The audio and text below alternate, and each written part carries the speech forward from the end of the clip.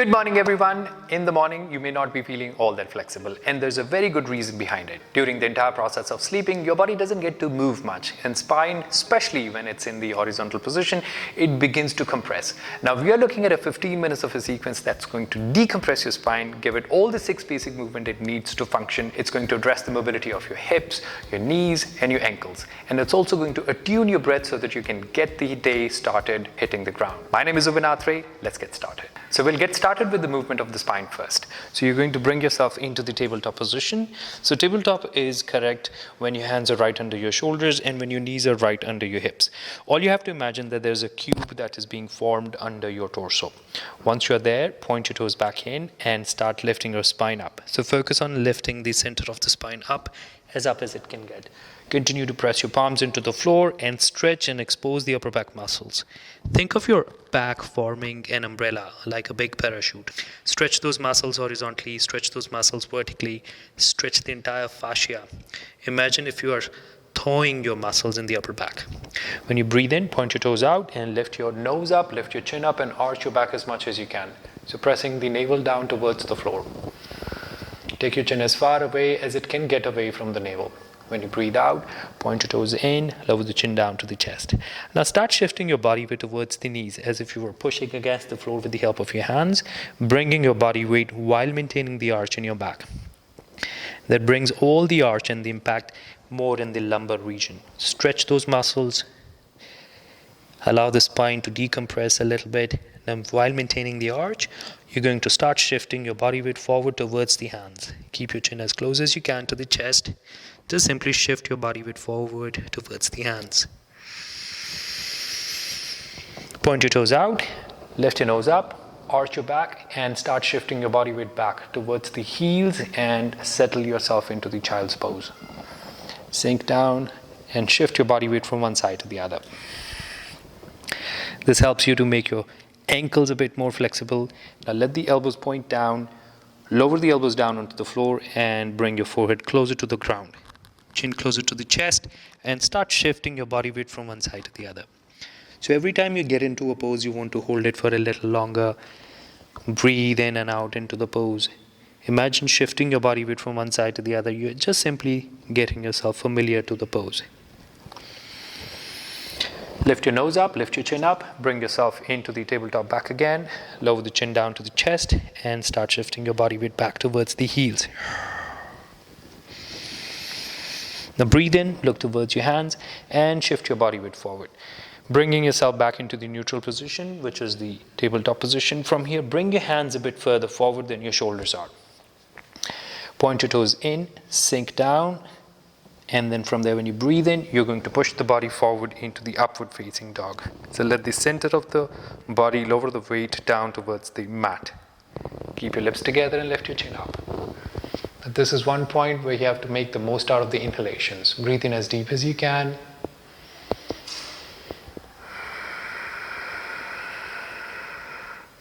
Allow the weight of the belly to lower the body weight down. Keep sending the shoulders wider. Continue to hold that pose and breathe. Now slowly start twisting. Looking over the right shoulder, look as far as you can till you can see where your toes are at the back. You'll do the same thing on the other side, looking over the left shoulder, see where your heels are at the back, and continue to breathe in and out. When you breathe out, you're going to point your toes back in towards the body and sink down into the child's pose. Forehead going down onto the floor, keep your hands exactly on the same spot. So start shifting your body weight back to the center. So this way we move the spine and let the spine decompress. So after when we wake up in the morning, your spine hasn't moved much. The spine begins to compress. So this is how you would begin the routine by moving the spine into the forward fold and the backward fold. Breathe out. Make sure that your hands would remain on the same spot. When you breathe in, you bring your hands back into the same spot. And now from here, slide your right arm under the left. Press the palm down onto the floor and simply settle your right shoulder down onto the mat, starting with a very gentle and mild spinal twist. You can shift your body weight back and forth. See wherever your hands are comfortable into the pose. Take good, long, comfortable, long breaths. Pull a long deep breath in and slide your left arm out under the body. Twist, settling the side of the face down onto the mat. It's a mild twist. Make sure that you're listening to the sound of the breath. Take a long deep breath in. Bring your hands back onto the same spot. Point your toes in towards yourself and start lifting yourself up into the child's pose. From child's pose, you bring yourself into the Parvatasana, but keep your knees bent and keep squeezing yourself towards the dot on the mat. Imagine you're condensing yourself down towards the center of the mat. Keep your neck relaxed. You want to squeeze everything around between your shoulder blades, but keep your shoulders away from the ears though. You can go down to the point where you feel that your shins are coming parallel to the floor. So it's like a compressed spring. So you're completely coiled, and from there when you breathe in, you unspring yourself into the plank. Once you get into the plank, you want to hold your heels, your knees, your hips and your shoulders in one straight line with each other. Continue to breathe in and out. Breathe out and lower the body down just above the floor. So you're hovering over the mat. Make sure that you're still listening to the sound of the breath. When you take a long deep breath in, you're going to pull the body up. Keep your toes pointed in. Lift your nose up, lift your chin up. Settle the knees down onto the mat and send your knees slightly wider. Toes will be pointing in. You breathe in and out. Look over the right shoulder, twist, see where your heels are at the back. Back to the center, over the left. But make sure that your glutes, they would remain relaxed. You don't have to press anything down. You just let the weight of the body and the gravity do the job. Release the breath. Point your toes back in, into the condensed Parvatasana, where your knees and your chest will be sinking down towards this dot in the mat. Forehead down towards the floor, shoulders away from the ears. Continue to breathe.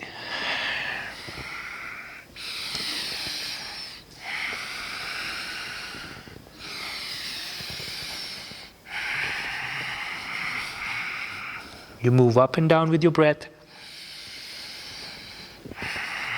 Think of this pose like as if it was a vertical squat. Think of this pose as if it was a horizontal squat. Breathe in, look towards the hands, open the body into the plank.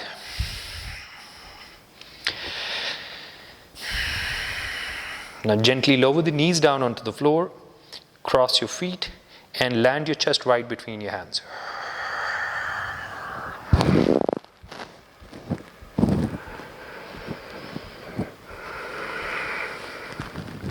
Take a long deep breath in, pull the body up and back.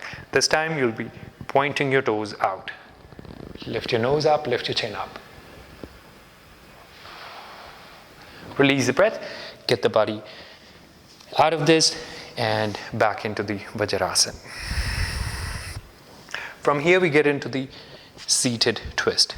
So you bring yourself right in the center of the mat and have your right leg bent in a way that your knee points towards the front edge of the mat.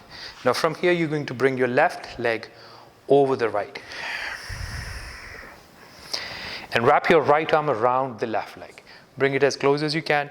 Notice that there is very less distance between your left knee and the right shoulder. So let yourself look over the left shoulder as much as you can. It's pretty normal to have your left hip lifted up, but see if you can gently settle it down and have both your sit bones in touch with the floor.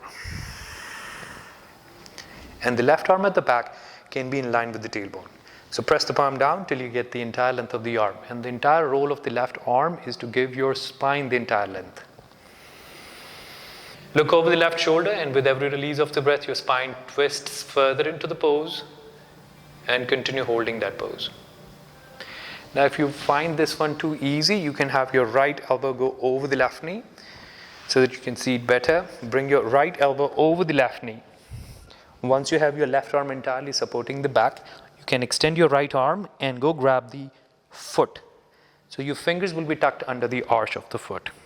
Look over the left shoulder. Continue breathing.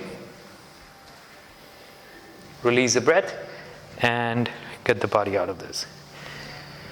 For any reason, if your foot is far away today, it's perfectly fine. Just have the elbow, still push the knee in and have your right hand under your left hip. So it does the same job. It keeps your spine uplifted and it also keeps the spine twisted.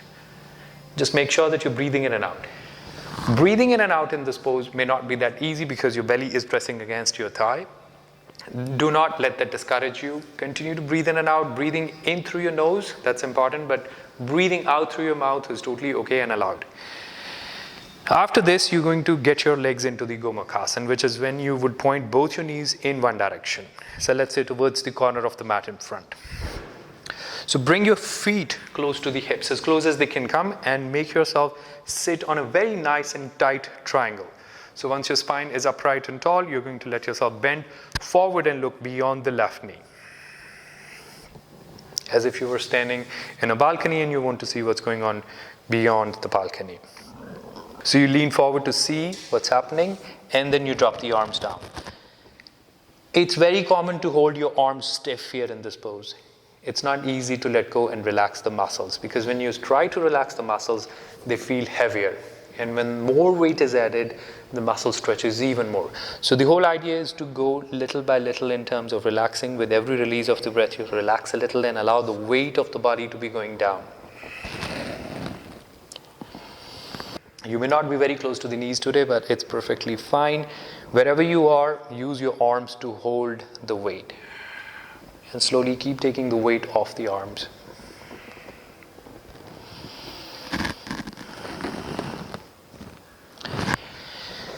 Breathe in, pull yourself up, and we are going to do the same thing on the other side. So for that, you're going to let yourself bend your left leg, bring it close to the right hip, and the right foot goes over the left knee. And the toes will be pointing. So if you have your left knee parallel to the edge of the mat in front and your knee pointing towards the corner of the mat, you would want your right foot to be also pointing towards the same corner in the mat. So lift the spine upright so that you have the entire length. Wrap the arm around your leg. This is the easiest version. This is how you get into the pose. Once you feel that you're there, get your right arm next to the tailbone and press the palm down. And common mistake is to keep your hand away from the body. And see what that does? It makes your spine sink. Now, you want to make sure that your spine remains upright and tall. Why? For the very simple reason, because we want to twist the spine. And you cannot twist the spine when it's all sinking down. So lift the spine up first, and then you get into the twist. So bring the hand as close as you can to the body. Look far over the right shoulder. Continue to breathe. This normally does the job, but if you still feel that you need to feel a little bit more challenge, you can get your left elbow to go over the right knee like this and have the hand come on your hip and use the strength against the knee to twist further.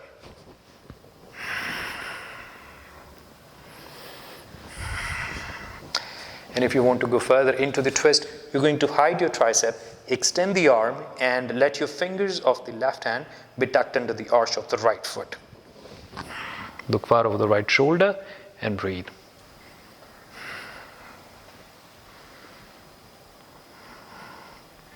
Hold the pose not more than 5 to 7 breaths.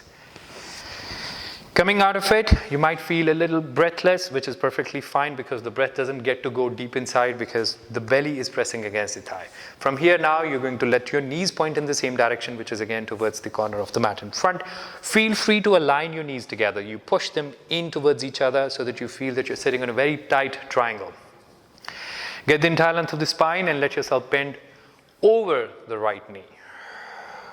Breathing in and out. Lean forward and go beyond the right knee and drop the arms down, lower the chin down to the chest. So you have a lot of ways to keep your head. You can keep your head to the right, you can keep your head to the left, or you can keep your head over the knees. Now, for example, if you're not very close, if you're not yet that flexible around your lower back area or in your glutes, feel free to get a pillow and place a pillow on top of your thighs, or even kind of make a fist and a pillow with your hands and put your forehead on top of it.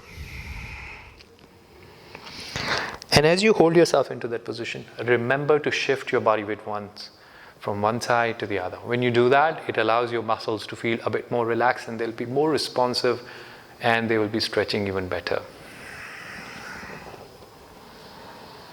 Take a long deep breath in and you can come out of this.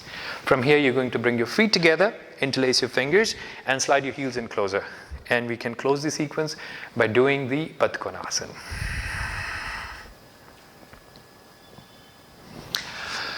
So it's a simple series that works on stretching the hamstrings, it works on the 6 basic movements of the spine, it works on the mobility of the hips, it works on the mobility of the ankles, it gives you a little bit of challenge in terms of strength. It's something great to start with in the morning. It can be the first thing you do after you've woken up.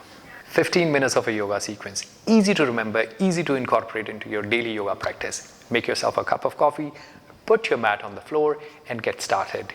If you have more questions about yoga and its practices, please do let us know in the comments. And if you want to learn more and practice together, subscribe to our channel.